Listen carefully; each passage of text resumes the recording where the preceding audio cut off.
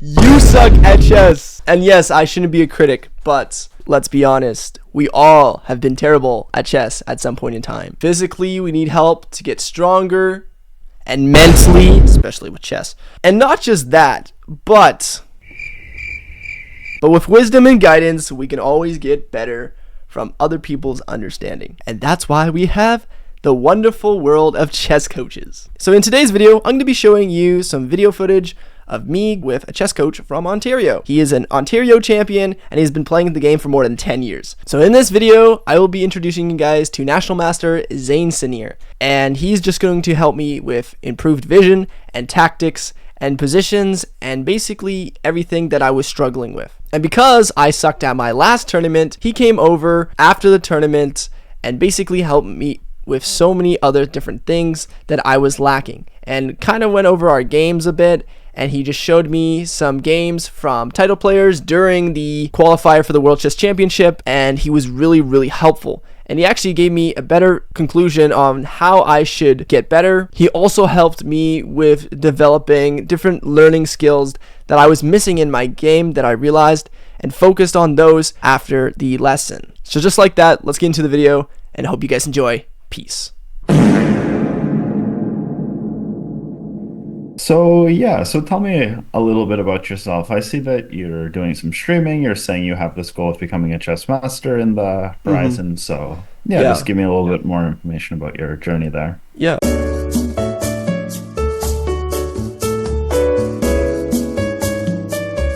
It's like, how do you get better? How do you continue to play more accurately in ways, and maybe use the computer or use different ideas to I don't know, keep getting to the top, I guess. Yeah, that makes perfect sense. The transition from online to over the board is definitely a difficult one. From what I'm understanding from talking to a lot of people, I started when I was much younger. Oh yeah, for so sure. my transition was over the board to online, kind of the other way. Oh, okay, yeah. But definitely the games are, I mean, it's the same rules, same everything, but I feel like the psychological aspect of chess is just not there online, because you're just looking at a screen, and if something goes wrong, you just hit next game. And nothing really happens. Yeah. Whereas tournament, you sit there, you go to lunch, you're like, oh crap, I lost that, or I won that, or whatever might happen. So there definitely is some sort of gap between the two. Rapid should be a better reflection of chess. Your in-person tournament, was it 90 minutes, 30-second increments? Yeah, it was a classical. Yeah. Okay, so it was truly over the board it was chess truly then. over the board chess. And I came into the tournament thinking okay, I have 90 minutes, 30-second increments. I don't need to rush. But I kept catching myself the first round, I had that in my head, and I was using my time really well. I was down, I think at the end of the game, we were both down to 20 minutes. And I was like, okay, we're good, right? And I was thinking through my moves, thinking through the process, but every other game after that, the second game lasted no more than an hour, less than an hour. And it was just okay, I won the game, but it was terrible, from both sides. And it's just and then the next game, I tried to, my opponent was using all of his clock, and he was down to 10 minutes. And I was I tried pulling a Gukesh in the middle of in the tournament and trying to rush my opponent, on his time, and still ended up losing, and it was just oh man, how do I find, the balance between clock and time pressure and, finding the right move. Yeah, time management is definitely its own skill. It's sort of a mixture between practical advice and then just experience. So the way I like to think about time management is on simple decisions. So recaptures, repositioning pieces, just very basic decisions. You can play them within a minute or two. Obviously, you don't want to be pre-moving over the board. You have so much time, it wouldn't make sense. Yeah. But generally in more complicated positions, or when material's hanging everywhere, or you're going to do something that permanently alters the game, that's when you end up spending more time. Obviously, it's in practice, you have to actually apply that, but loosely speaking, that is the best way to time manage.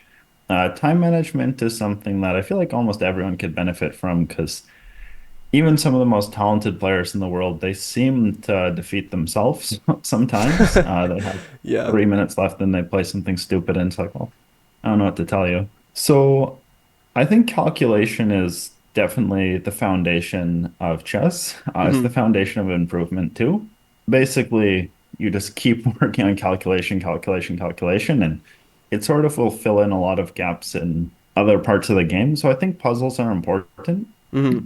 I do recommend doing puzzles from books, even though chess.com puzzles, like they're good for what they are for like just repetition. You like solve, solve, solve, solve, solve, but they're a very specific type of puzzle Mm-hmm. where it tends to be like, I take this, you take that, I this, this, this. It's very concrete, very little nuance, just bang, bang, bang. Mm-hmm. And it's good for drilling home ideas, Yeah. drilling home discoveries, drilling home forks, whatever it might be. But a lot of chess, there just aren't tactics on the board. You Mm-hmm. kind of have to create them yourself. So working through more positional books that teach you how to play the best puzzle sort of move, but it's actually just improving your position Mm-hmm. is a really good way to improve. Do you do many puzzles online or Uh, not so I much? I have been trying. Like, I reset my puzzle rating again and like started from the beginning. I think I was Hmm. like 2,800 at one point, but Okay. yeah, I think that was like or 20, yeah, 2,700 or something like that. So yeah, Okay. I'll put a wide range then. okay, cool. So it's got to do something with the king. We got Hmm. both rooks on the sides, so I feel like it's not necessary to move the B rook because that B file is preventing the king from any escape. Also, the A Hmm. rook is stopping it from going off to the fifth rank then trying to get down. So D4 pawn's doing its part. Like the king is very exposed, so I would try and figure out something. So I like bishop f8 to try and go b4 or rook b4 checkmate. That is like Hmm. first idea, but then again, if I do like bishop f8, then there's also bishop f6 check, Hmm. and yeah, I'm not entire like actually speaking of which, maybe a6 or h6 maybe to kick out the bishop first and then play f or bishop f8. That's like first intuition. Also, we could trapping the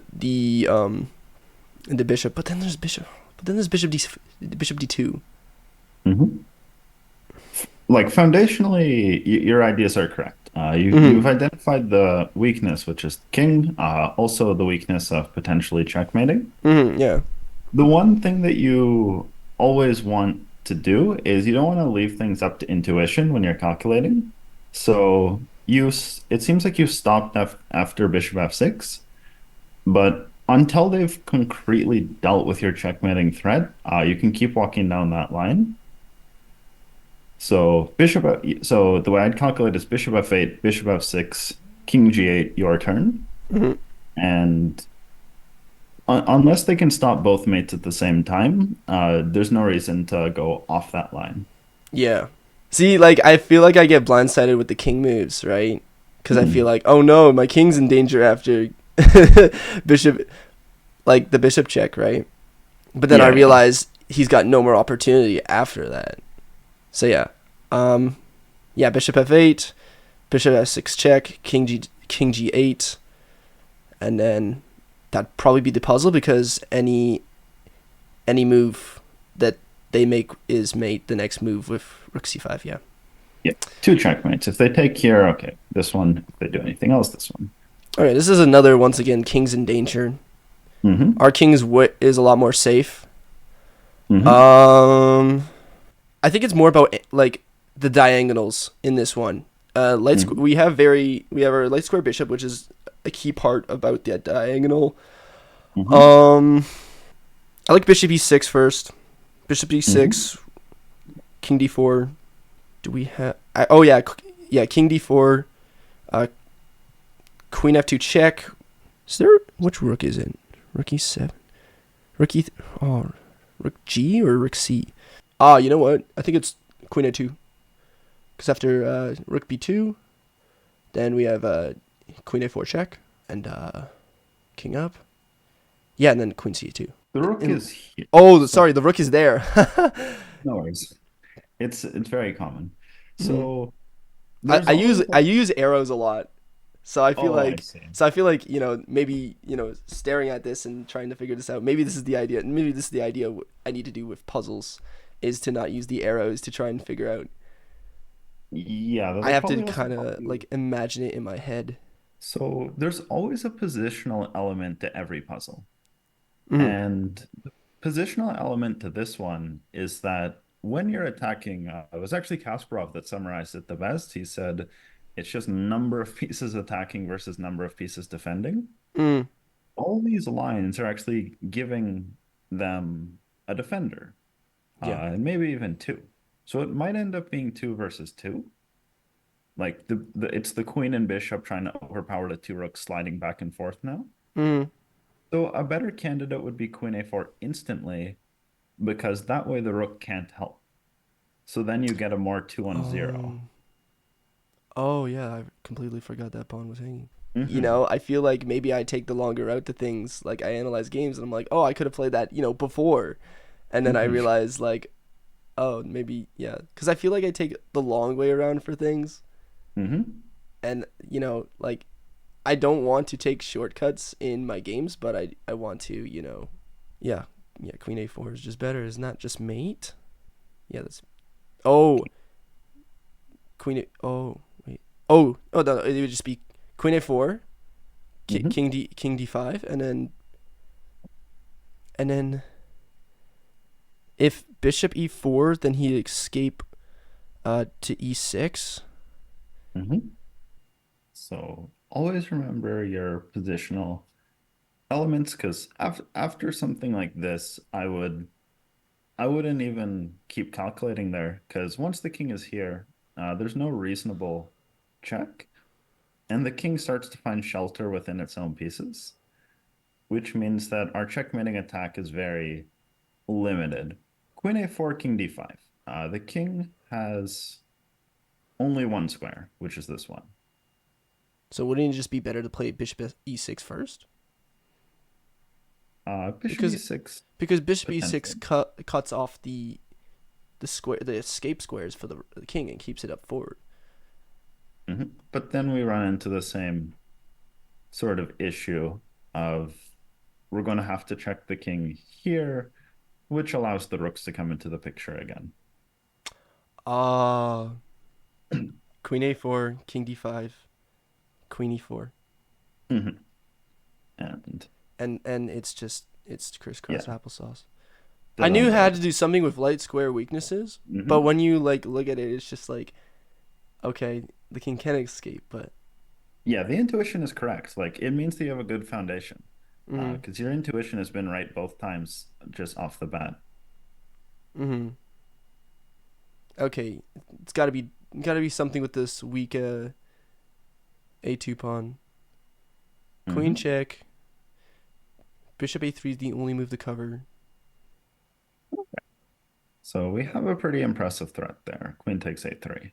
Yeah, Now it is white's turn, and oh, white is going to start going for a lot of checks. yeah, And do we trust our king to get out of the checks? not really. Maybe, maybe not. I have low hopes for him. But if they're really scared, they can also play queen e7, coordinating the bishop and the queen. So something also told to me by Evgeny, Yeah. he was telling me that if there's a choice between a diagonal and a straight check, uh, look at the diagonal first, because he said for some reason in chess they tend to be strong. Oh, because the diagonal like lures the king. Because like Hmm. for example, if it moves to A3, then you have bishop to A2 check now, and then Hmm. you have the full checkmate, right? So after Queen C2, King A. Oh, and it's just oh yeah, Queen C2, King A5, Uh, queen takes, bishop blocking, and then queen takes, bishop, mate. Mhm. This one also features the theme that I was mentioning last time, which is this positional element of not letting them get their pieces involved.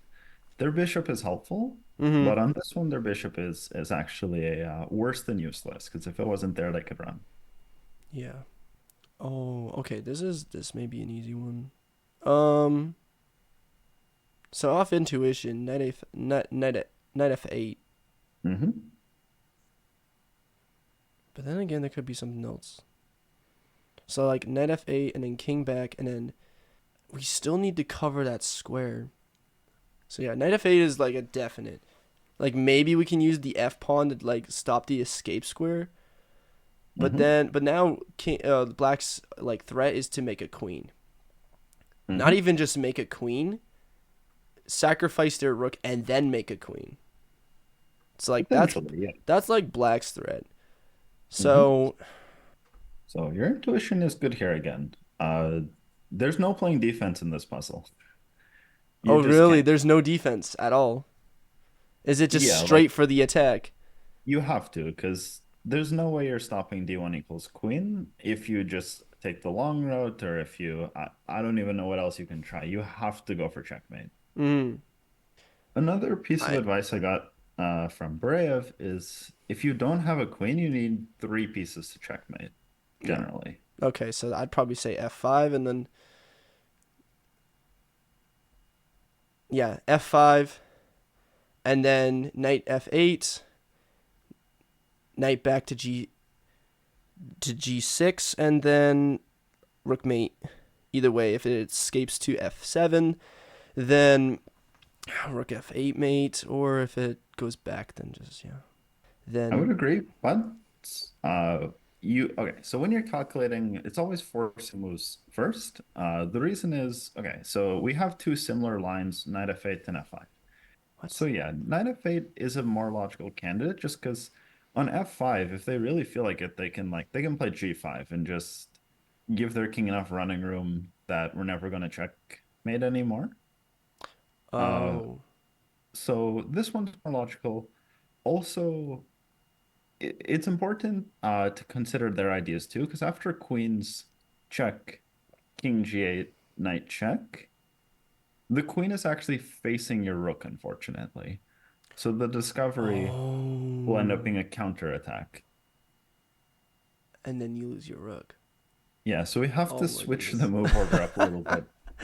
Yeah. So okay. So then knight f8, king g8, f5, and then knight g6, and then it would be so yeah. So f5 queen, we get the same issue of the queen facing the rook. So we have to play the discovery before they queen. Otherwise, our discovery piece is in a little bit of trouble. Oh, so like, but which one would be better? Like the G, like G. Oh, actually, e6 would be like knight e6 to protect the rook in case they queen.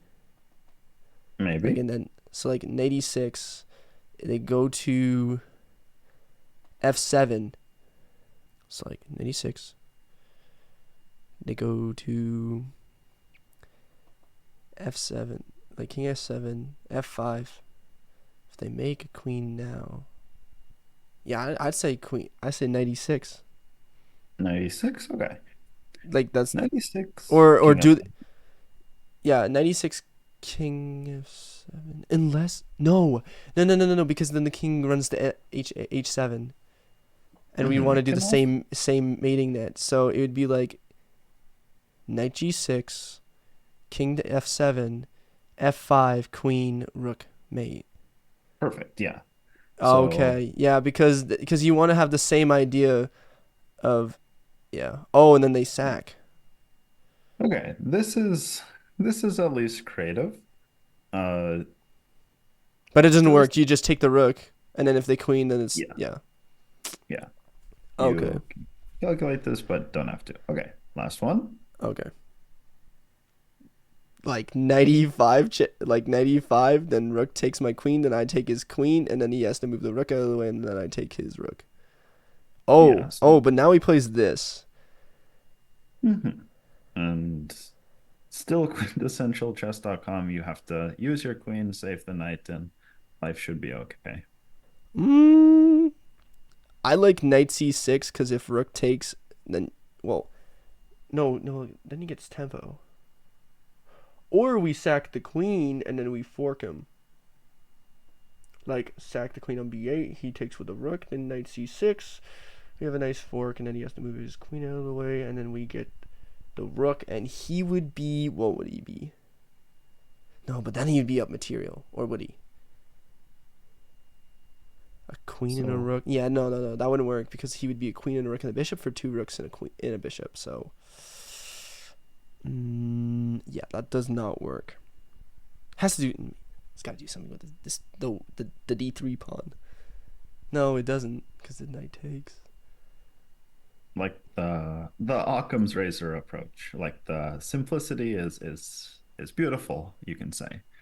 Where before we look through anything complicated like here, what happens if they take and take and take and take? We can evaluate the end game. Maybe it's good for us, but before we do anything, it's worthwhile to just see if we can save the hanging piece with the other hanging piece. Because if we can do that, we're probably just uh, Winning. winning. Yeah, just up a night. Oh, queen c3. Yeah, Yeah, and yeah, no no difficulties here. We're just yeah. happy. Queen c3. Yeah. Yeah, because now you're just on material. The candidates has had some truly shockingly good games, but also some shockingly bad games. Mm-hmm. Did you see Hikaru versus what's his name? Fabiano? I think I did. I'm not sure which round was it though. Round, I want to say 12. Ooh, maybe. It I'm not was 11 or sure. 12. I think yeah, maybe. Cause I've been I usually I go through the games and I go through the recaps. I was a Hmm. huge Gotham enjoyer. Okay, so Okay. I did all like the I was like probably very like early 2020 Gotham. Like Okay. I was like that OG kind of thing, and I was like into all of his like openings and stuff. That's where I'm a Caro and Vienna enjoyer. Okay, of course I'm a Gotham. Just like Okay. Okay. yeah. Actually, those are my two main openings: is the Vienna and the Caro, because those are just close to home. And Hmm. then usually, if I play Sicilian, if I get into a Sicilian, I like the Grand Prix attack. Actually, it's Hmm. just a super nice. I actually had a nice win with I think Grand Prix the last game I played. I don't know if you saw Hmm. that, but yeah, I kind of yeah. Anyways, yeah. Yeah, I'm also a Karo Khan player. Mm, I have been for quite some time. I actually used to be the only like Karo Khan player over 2000 in Canada for the longest time. really? Uh, I'm 25. I'm not like a grandpa or anything, but Yeah. when I was playing chess, like as a youth, everyone played Sicilian. Of the top, I want to say 15 my age bracket in Canada, 14 played Sicilian, and one played Caro-Kann. Wow. So it truly has it's boomed in popularity largely because of Gotham, which I think is funny because it was played by several world champions before. Yeah. And then a very popular IM decides to make it popular. So I Mhm. wanted to show this one just a piece of it, not like the whole thing, because I assume that you've looked at some of it. Then I want to show you a little bit of a more historic game Mhm. that's more positional, because I think it's worthwhile to look at both. Yeah. But in my opinion, this was one of the worst games of chess I've actually seen from Both like a players. grandmaster in general, if not the worst. But Yeah. it's worthwhile to understand why. So Hmm. we start with this position here, where white plays queen to d2. And before you make any moves, and especially in classical when you have lots of time to think, you always want to high level figure out what's going on in the position. Mm. So evaluate who is better, why are they better, even if you're worse, what advantages might you have? Just walk me through your analysis of this position in particular. Mm. I feel like in this position, me personally, I'd say Caruana is just simply better. Hmm. Now, Caruana does have a light squared bishop, and he does have all three pawns on light squares, which is just gonna be Hmm. really annoying if he cannot develop. Maybe bishop to d5 isn't a pretty powerful move because it puts the bishop on a nice square and diagonal. Um, but then Hikaru's got some tactical ideas. Like he can mobilize his rook to be a little bit of a dagger. Like I don't know Hmm. if the knight wasn't in the position. Like usually if I had a nice idea, I'd probably if the knight wasn't there, like imagine the G6 knight not there, like Hmm. being the like having a rook on f4 would be kind of nice. But Hmm. then I like his control of the e file. Hmm. Then again, there could be some tactics from Caruana sacrificing and trying to, but no, the bishop is guarding. I like Caruana's more solid approach. Hmm. Um, there's also ideas of maybe, um, you know, putting a rook on d8 and trying to break out with c5 maybe, trying to Hmm. challenge Hikaru's center Hmm. and yeah, I like Caruana's position more solid and more ideas of maybe even Caruana with a nice h5 h4 trying to attack that knight. That knight's just awkwardly placed. It's not put on its Hmm. natural an f3 square. Hmm. So yeah, I personally like Caruana, but you never know if Hikaru has some nice counterplay. Then yeah, I mean Hikaru had the idea of Queen D2 to possibly bring the other rook over and control the E file probably a lot more than Hmm. Caruana, but yeah. Yeah, so this position takes an extremely skilled player as white to justify it. Mm-hmm. But fundamentally, this falls into a very distinct category of positions called IQP, isolated queen's pawn positions, Yeah. where usually white has a D pawn that's isolated and black does not have that pawn. So this gives white some short-term advantages. For example, more space. That's good. Mm-hmm. It gives you generally more active play on the king side because you have more space. But of course, it presents a disadvantage, which is, well, it's an isolated pawn. Yeah. In the long run, that's actually not very good. Possibly captures. So, So like yeah, later in the end games white, and stuff.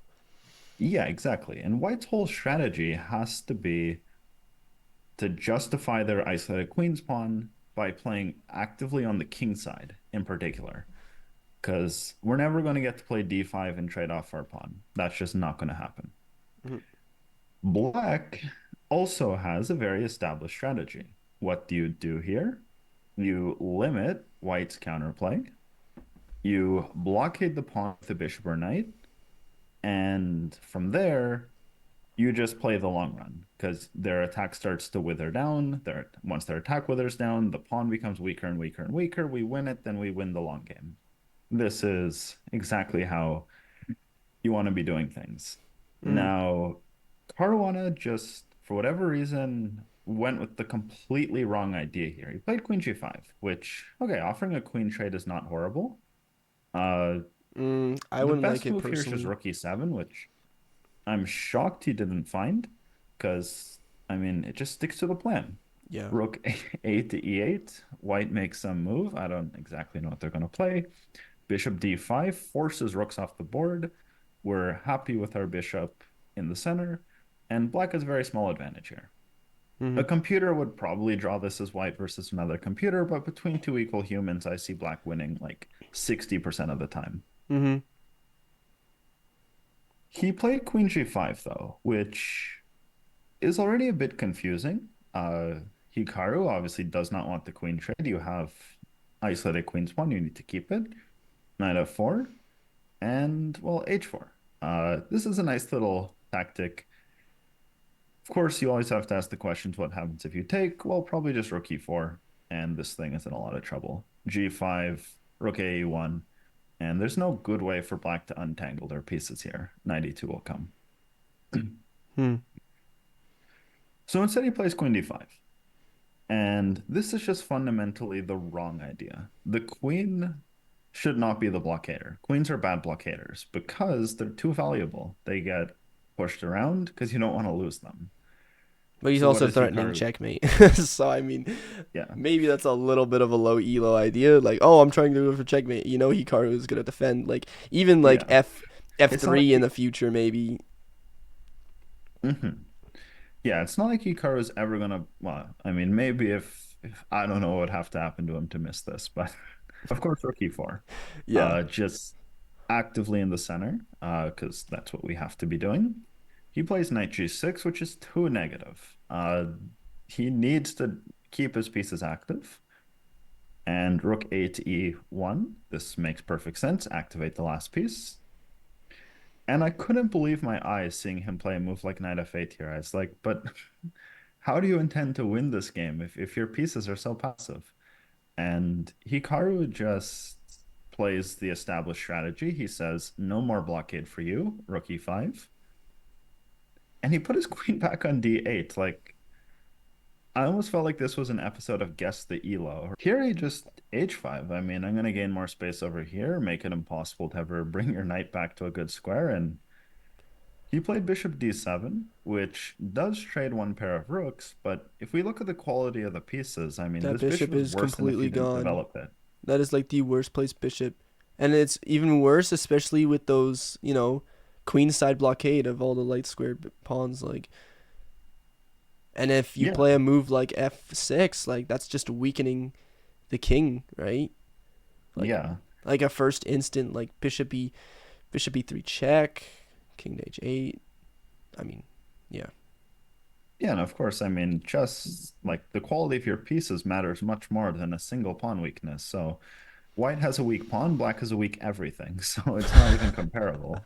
Yeah. So knight f5, of course, the knight wants to attack the king side, just like the other pieces. Queen f6.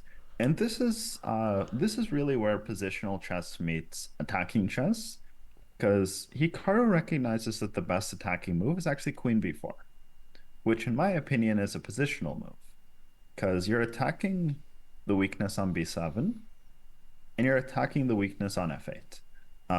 A weakness, I'm sure you've heard the term probably a million times. Hmm. The way I understand it is a piece or pawn that is, or square that is not protected at all or poorly protected.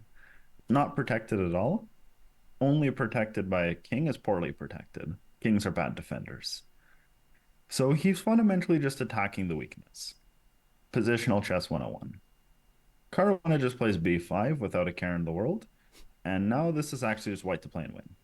The game's done in two moves.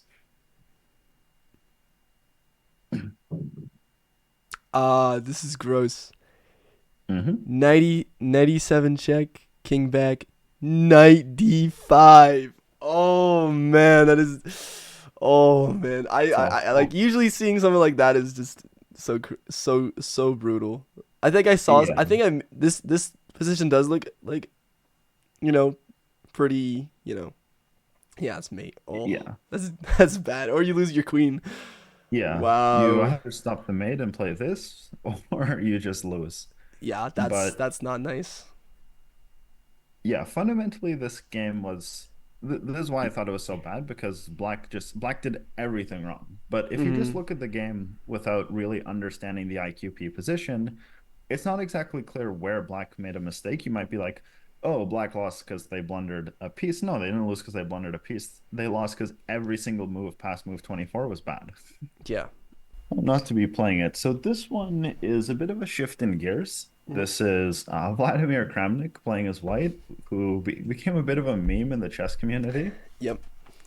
He's accused everyone of cheating. I even had the honor of being accused by cheating by Kramnik because I drew with him, Oh, that is and hilarious. he was not happy about it. Oh. But what are you gonna do? Um, okay. All memes aside, he was a phenomenal player, one of the top 10 of all time, Mhm. as well as world champion in 2000 to 2006. So, despite being a bit of a laughing stock, if you just look at his chess and forget who plays it, his games were phenomenal. So, this is a game Kramnik versus Levon Aronian. who you've probably also heard of. Yeah, Levon is very, very good. Yeah, very strong player from Armenia, uh, just tiny mountainous country, but lots of people play chess there apparently. Hmm. So this is coming from 2012, from the Olympiad series. So this would have been Russia versus Armenia. And the first part of the game we'll go over quickly because, again, you don't play this opening, and I don't really care if you remember 12-year-old opening theory or not, especially if it's not a line that you play. Hmm. So they start with an exchange Slav, which is it is what it is. Basically, white has a very marginal advantage, and they try to press black for a long time. If black plays well, they can usually hold a draw, but if not, they can generally crumble. Hmm. Bishop d3, g6, plays h3, preventing this. Bishop f5, which, okay, some people can take, some people won't take. I personally it depends on how I'm feeling if I take, because obviously you double their pawns, but at the same time, they get phenomenal control of the e4 square. So it's a give and take. Kramnik chose to develop instead. Takes, takes.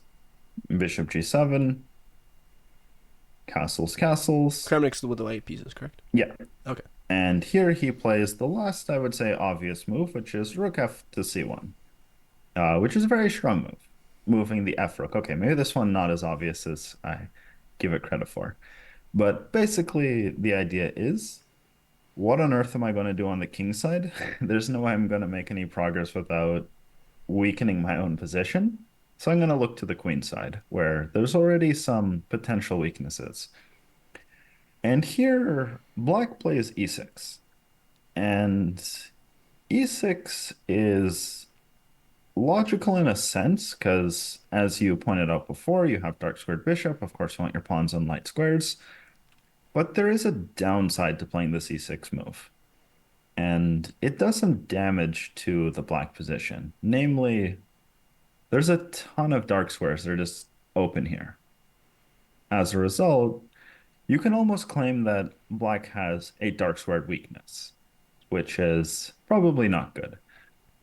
Takes pretty good player to properly exploit it, but white is happy to see this type of move. In a neutral position, without any fiery tactics, small weaknesses will add up very quickly. That being said, how should white continue here? I mean, I like the move knight to a4, opening up the rook file, and just Hmm. trying to get in with the knight. Maybe planting it on c5. Hmm. That's kind of Makes a that's sense. kind of a Caro idea though. Yeah, no, this is correct. Knight should hump over to the out or semi outpost square and attack the opponent's like weaknesses. He plays 94. Knight c5 is still fine, because of course, at the very least, we get the open c file Hmm. or the semi-open c file. Queen d7. Okay, this move is pretty straightforward, obviously. A question: Bring the escrow back. Why didn't Aronian play like b6 before? Like go back to like knight c6, knight c5, knight c5. Well, not with the knight first, but like for example, if he didn't play that move and you had the knight on c5 and then he played like b6. Oh, like b6 here? Yeah. Probably would just lose this pawn. Oh. But okay, let's say this knight is even on f6 and he Like plays like, like, like what if it counters attacks like your bishop? Let's say like knight h5 for Aronian. sure, let's put this just to put some random moves on the board. Yeah. Here, we would have this tactic regardless. And even if we didn't, like let's say for some mysterious reason this knight was like allergic to pawns or something, uh, it would weaken the c file. Hmm. Because the C file would basically be ours at this point. A6 and B6 are both targets. Rook C8 would obviously just lose a pawn. And if they do something like this, there's Bishop C7. And we might even get this type of, okay, again, like let's say we're allergic to pawns for some reason, we can't take it right now. We would even get this type of Karpov idea where we could double up behind our own piece followed by an infiltration on the open file. So b6 Mm, would be short-term like gain, but in the long run, it would cause a lot of damage to the position. But yeah, hmm. it's a really good question. Okay. So here takes, okay, I mean, this move everyone's going to play, nothing special. And we've definitely made some progress here, but due to the closed nature of the position, we still have to figure out what to actually do. So white again to play and try to go forwards. I like, but I don't know if it's Hmm. a right idea. Like Sure, 95. sure. With what idea? Like attacking the queen, but then like kind of like having an exchange of like pieces, and then Hmm. like I don't know, either attacking like getting center control, temporarily doubling up your pawns, or either taking with the bishop and like you know then playing like yeah doubling up your pawns and playing f4. Something like this. Yeah. Okay, this would probably peter out into a draw, would be my estimation. Hmm. Uh, I doubt black is better here because, yeah, this pawn definitely takes some good squares away, and the dark square weaknesses haven't vanished. But with this many pieces coming off the board, I don't have the highest hopes that we're going to find really strong winning chances there. Hmm. I think it'll probably peter out into a draw pretty quickly. Okay, Queen C2. Maybe we get the file first, but without anything to attack, it's going to be really hard to use anything with this file. In fact, if they just do nothing like Queen D8, I don't really see how we can make strong progress here, Hmm. unfortunately. But okay, 95 is a very natural inclination as well. Just a move that, you take the center, life goes on. But in this position, this knight doesn't really want to move because let's say, okay, A3, there's always rook c7 Mm. here, and we're going to infiltrate on the seventh rank. So the knight is kind of stuck. So we don't want to trade this thing off necessarily. Plus, well, if the knight's not good, this one still has some potential. We just want to limit it Continue even more. So continue yeah, to attack on the queen side, like a3 b4 and then b5. yeah, something like this. Make the Mm. knight even worse, and just give the move back to black. Say, what do you actually intend to do here? Hmm. Black intends to play f6, which is a bit strange. It's not like 95 was actually threatened in this position if it was a threat. Oh, Like I if get it I get wants the to, idea of f6, maybe trying to play e5, breaking out in the center. maybe 5, but okay, so let's say, okay, I won't spoil the move, but let's say he just plays bishop g3. I would have very, Gladly taken. let's say again, we can't take this pawn for some reason. Let's say we just got this structure and this bishop was again allergic to pawns. This structure is actually quite weak. It's called a hanging pawn structure because both pawns are technically hanging. And whenever you push one, the other one becomes much worse. Mm. So, structurally speaking, this would still benefit white, even if this wasn't allowed.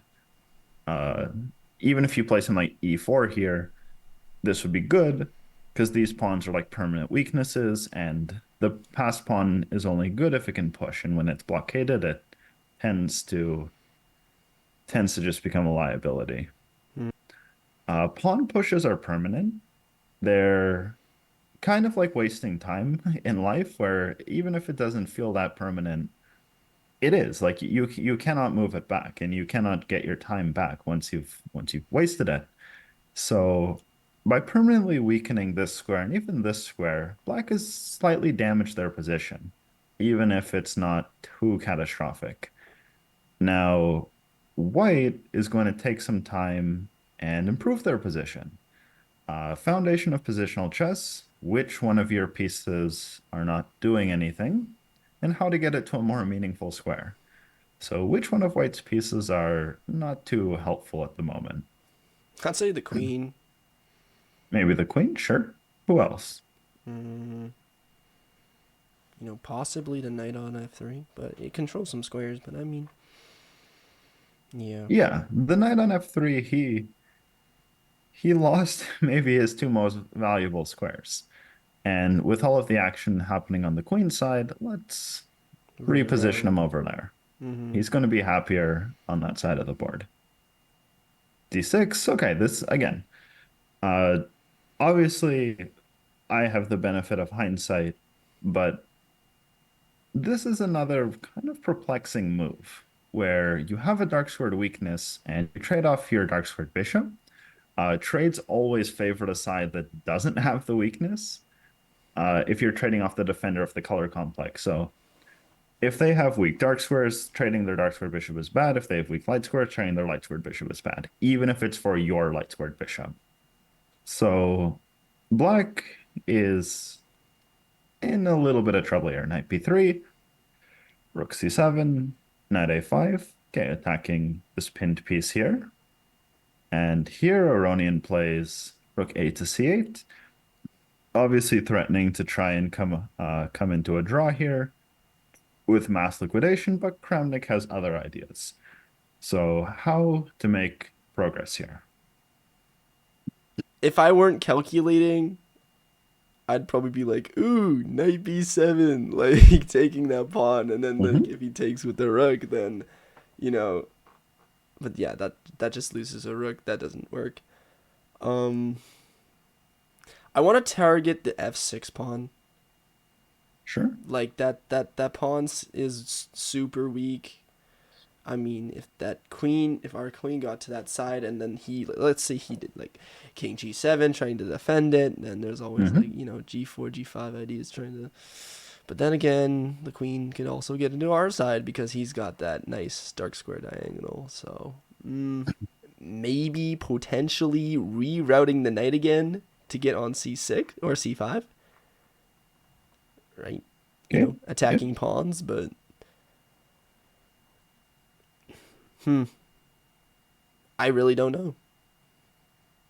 Yeah, so this one, okay, I wouldn't show a game that had zero like tactical abilities in it because it's not like tactics and positional chess are living on other sides of the world. They are related to each other. Good positional chess will net use tactics, and if your position is bad, how will tactics ever find their way?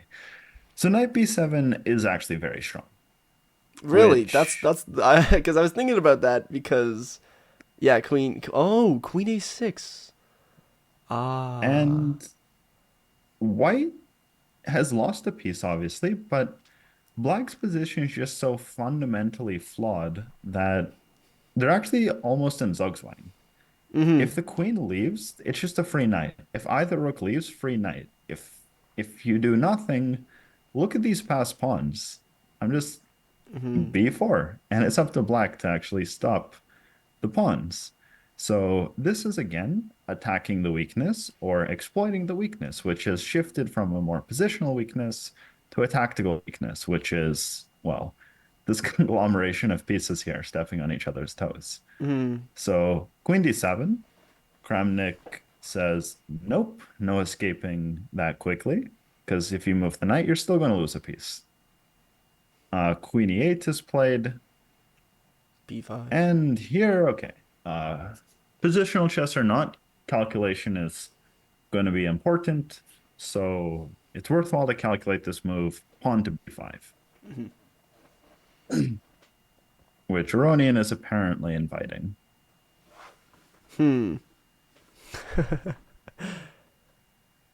It's not easy calculation, so don't worry if it takes you a second.